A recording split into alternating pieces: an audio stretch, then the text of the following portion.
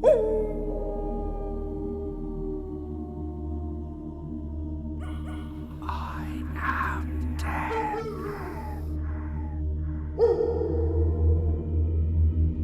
the deep Bavarian countryside, about 70 kilometers north of Munich, there once stood a lonely farmstead.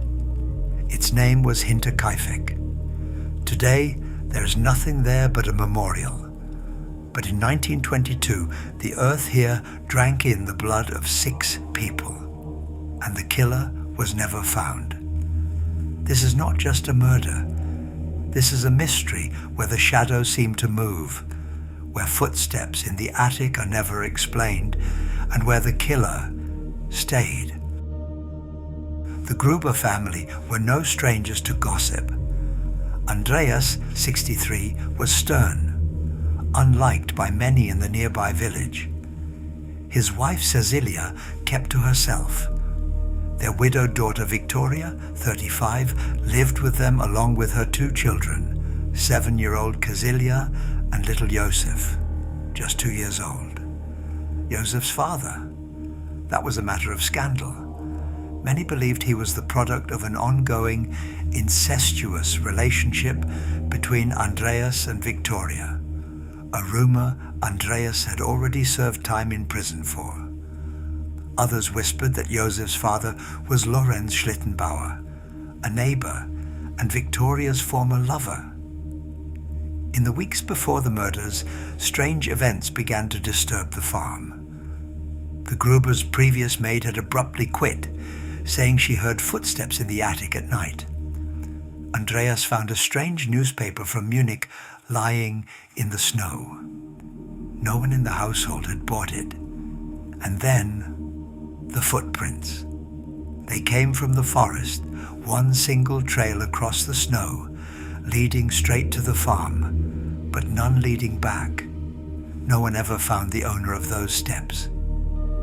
On March 31st, 1922, a new maid, Maria Baumgartner, arrived.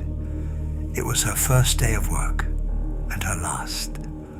Sometime that evening, one by one, members of the family were drawn to the barn. No one knows how.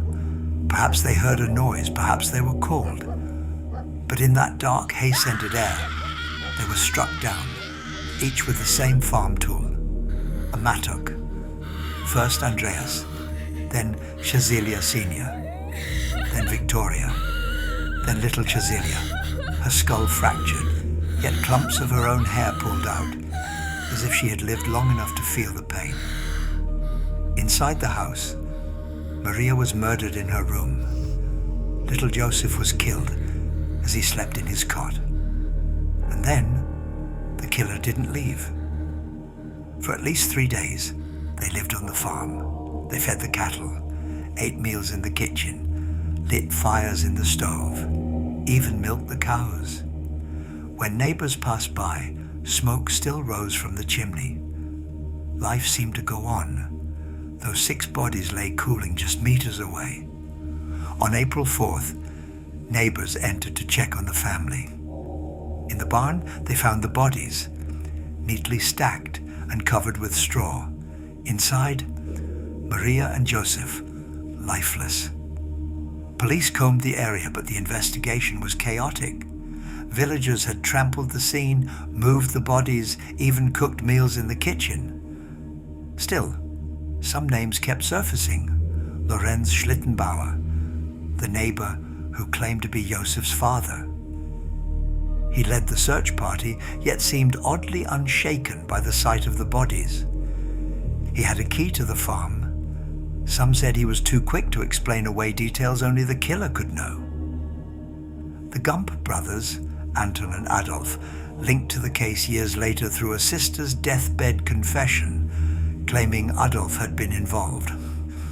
The Bichler brothers, former farmhands with grudges, and Georg Ziegel, who once worked for the Grubers, were all suspected by the maid who'd quit, claiming they knew the property too well. Even Peter Weber, a drifter, was rumored to have plotted a robbery at the farm, but evidence? None. The farmhouse was demolished in 1923. The earth where it stood is now empty, save for a small shrine to the victims. In 2007, German police reopened the files. They believe they know who did it, but refuse to name the killer, saying it would bring no justice to accuse the dead. The trail is cold. The footsteps in the snow have melted. But somewhere, deep in the Bavarian woods, the name of the killer might still be whispered when the wind is right. I am dead.